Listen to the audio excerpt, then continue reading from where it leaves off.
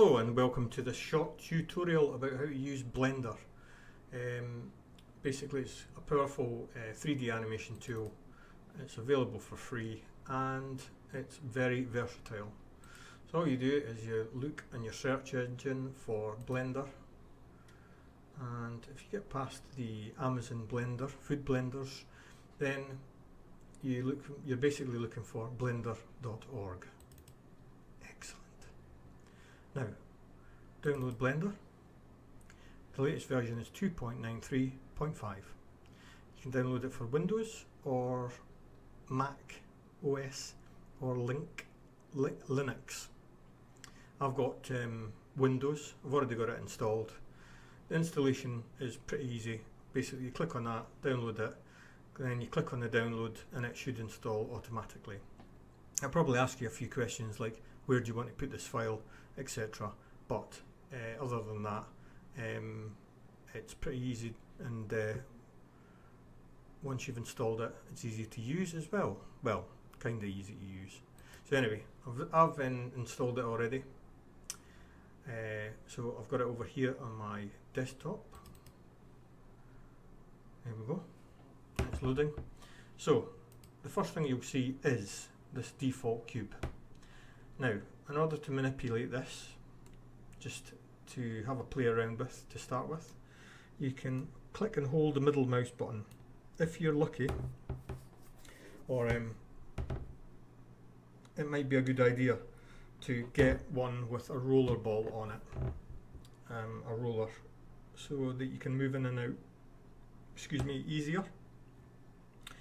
If you click and hold the middle mouse button, you can move around the scene like this. Now you're moving around the object. It's not the object that's actually moving. And you can move in and out using the roller ball like that. And that's quite easy to use. However, if you don't, you can left click with your mouse and hold and use the gyroscopic axis tool, which is here. You can also left click and hold on the zoom button, left click and hold on the hand button, and this is for the camera, so you can pan in, use the camera, and you can do the same using these tools. Oh, sorry, you need to lock the camera first. So in order to lock the camera, you click on the perforated side bits there and that will light up. Then you go to this arrow here and that will pop out another box. So down the side of this you've got some tabs. So if you click on view, it will say object to lock. So it's basically the camera to view, you want to lock that. So if you click that, that will then lock. So anytime you move the gyroscopic, you're actually moving the camera because it's locked to that, locked to the zoom, locked to the hand tool. In order to come off that, you simply just press the camera again. This is the perspective button, so you can get different view perspectives on it. And that's about it for the basics of that. Now, I'll show you something. When I send you this email, it's going to include the DAF CF85 backup. So it's going to have the model in there, the original blend file of the model, and it's going to have another file in it which has all the textures and materials in it which correspond to that object. So what we'll do is we'll open, so you go up to File, down to Open, and then wherever you decided to leave that the model that I've given you. So mine's is in my desktop, so it's under DAF CF85, and there it is, there's the blend file. I'll show you this in a minute. So that'll load and it gets rid of automatically gets rid of the default cube and any other cameras or that in the scene.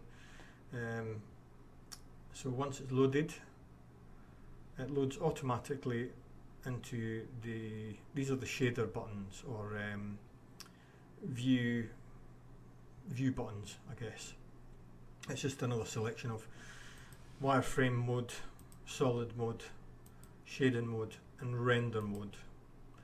So if you've got it in render mode, you've already got the camera locked, so you can use the the middle mouse button and scroller to move in and out of that scene. Cool, huh? Now,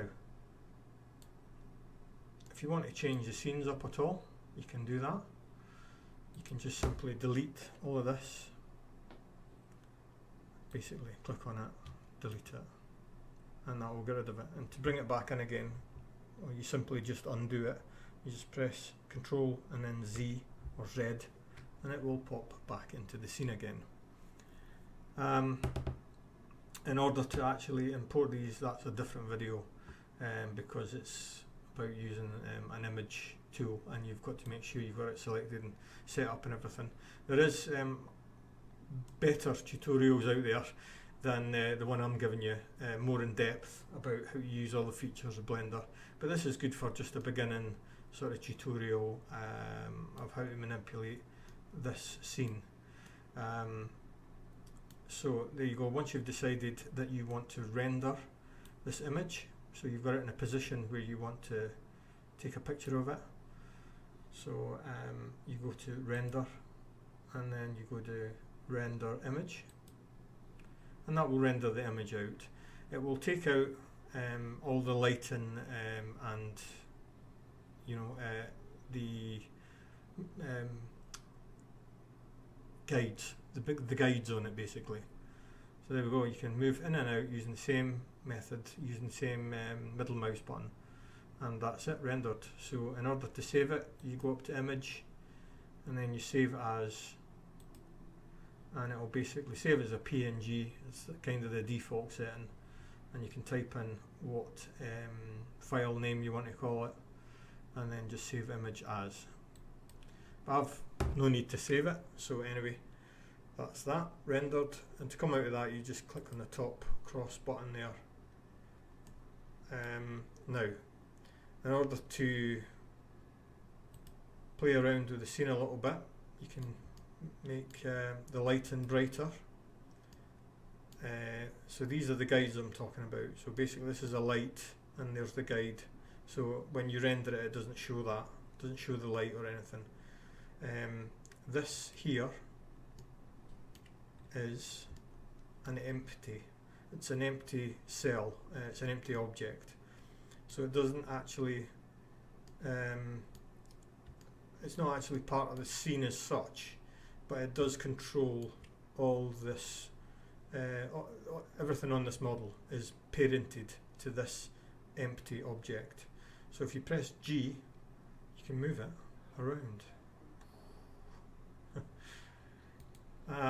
So that's pretty cool. You can use a different angle and just move it to the left or right.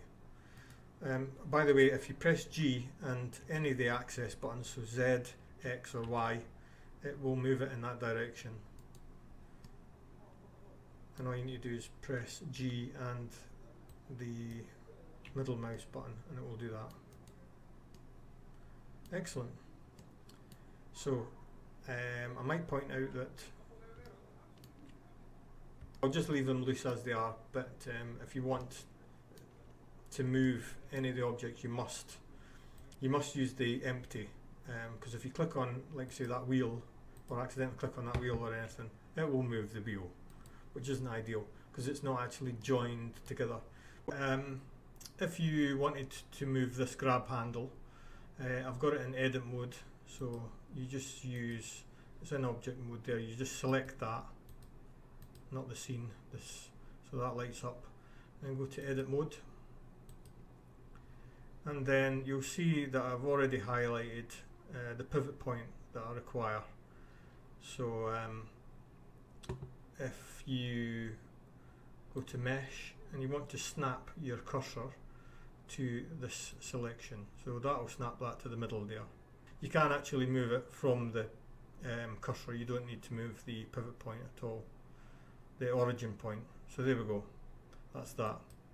So yeah, all you do is you just put the cursor in the selected object there, and you can rotate it by pressing R and then on the y-axis, and you can then manipulate the bucket.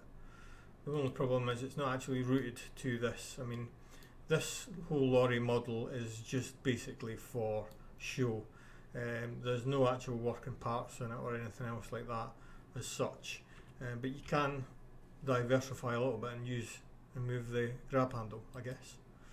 So there you go. That's just an extra little feature. But if you want to move anything at all, just make sure you select the